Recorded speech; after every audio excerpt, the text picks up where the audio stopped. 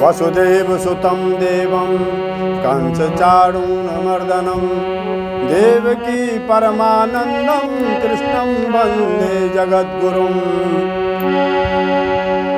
यदा यदा हि धर्मस्य ग्लानिर्भवति भारत अभ्युत्थानम् अधर्मस्य तदात्मानं सृजाम्यहम्। परित्राणाय साधूनां विनाशाय च दुष्कृतां धर्म संस्थापनार्थाय संभवामि युगे युगे। अनन्याः चिन्तयन्तो मां यो जना पर्युपासते तेषां नित्याभियुक्तानां योगक्षेमं वहाम्यहम्। यो मां पश्यति सर्वत्र सर्वं च मयि पश्यति तस्यहं न प्रणश्यामि स च न मे प्रणश्यति। भगवान ने गीता में कहा है कि धर्म की स्थापना के लिए मैं इस पृथ्वी पर आता हूँ और अधर्म के नाश के लिए, साधु संतों की रक्षा के लिए, प्राणी मात्र की रक्षा के लिए मैं इस पृथ्वी में आता हूँ।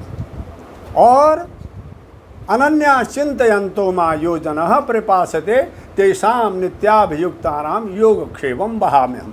जो अनन्य भाव से मेरा स्मरण करता, अनन्य का मतलब अब भगवान जैसे द्रौपदी ने कह दिया कि हे कृष्ण अब तेरे अलावा मेरा कोई नहीं है, तब भगवान आते हैं। जब तक आप संसार में किसी पर भरोसा लगा के रखोगे तब तक कहते हैं भगवान भाई वो तो उधर देख रहा है।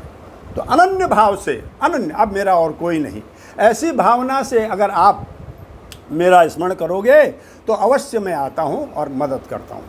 फिर भगवान कहते हैं यो माम पश्यति सर्वत्रम सर्वम च मयि पश्यति तस्यहं न प्रणश्यामि स च न मे प्रणश्यति। कि जो भक्त मुझे सब जगह देखता है, सब में मुझको देखता है और मुझ में सबको देखता है, उसमें मैं कभी भी अदृश्य नहीं हूँ, उसके लिए मैं हर वक्त सामने में, वो हमेशा मुझे देख रहा है और मैं उसको देख रहा हूँ।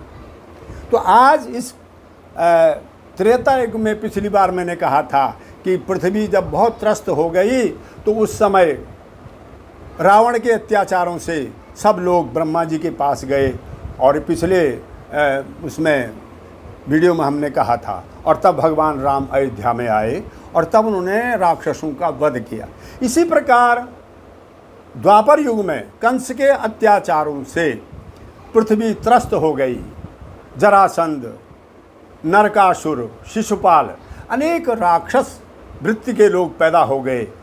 ऐसा पुत्र जिसने अपने पिता को ही, उग्रसेन को, कारागार में डाल दिया, अपनी बहन की ही हत्या करने को तैयार हो गया, तो और जनता का क्या हाल होगा। नरकासुर ने अनेकों स्त्रियों का बाहर निकलना मुश्किल हो गया। ऐसे समय में तब सब वही ब्रह्मा के पास गए और भगवान से कहा है भगवान अब इस कंस के अत्याचारों से हम नहीं रह सकते हैं, आप कृपा करके आए। और तब आपने सबकी पुकार सुनी, ब्रह्मा जी की, देवताओं की, सारे मनुष्यों की और पृथ्वी की। और तब आपने क्या कहा, ए तुम निश्चय रहो भक्तों, अब तुम्हें न कोई भय होगा, अब तुम्हें न कोई भय होगा। यह धरणी होगी रंग भूमि, धरणी धर का अभिनय होगा।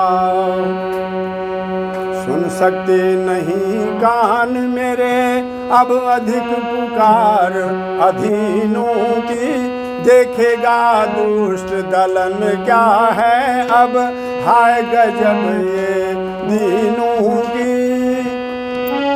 बदहेतु हिरण्याकश्यप के अविलंब खम्भ से जो निकला, वही कंस के कारण अब यदुवंश में आने वाला है।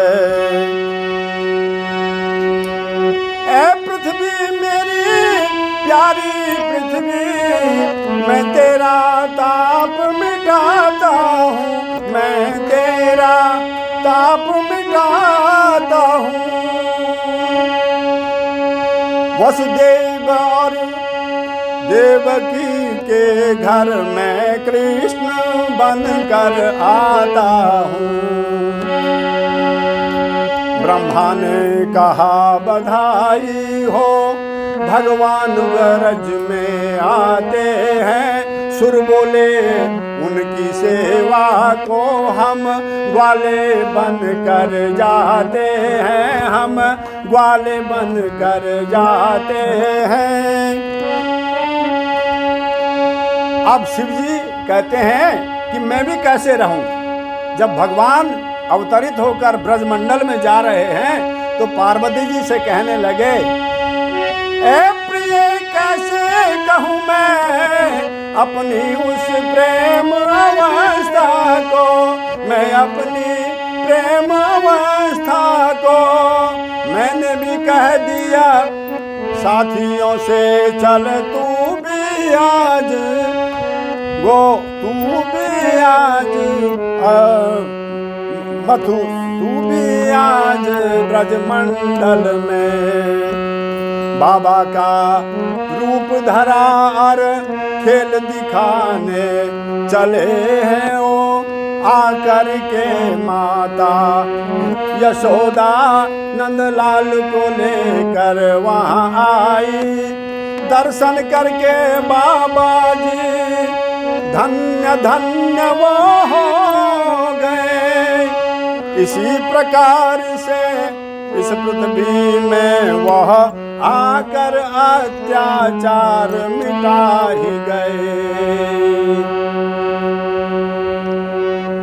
इस प्रकार ब्रजमंडल में आकर भगवान ने सारे जनता जनार्दन जितने भी त्राही त्राही करने वाले थे सबका जो है उन्होंने कष्ट दूर किया। कंस का वध किया, उग्रसेन को राज्य दिया, अपने माता पिता को कारागार से मुक्त किया और फिर अनेकों लीलाएं ब्रजमंडल में करी, माखन चोरी करी और इस प्रकार जनता को सुख दिया।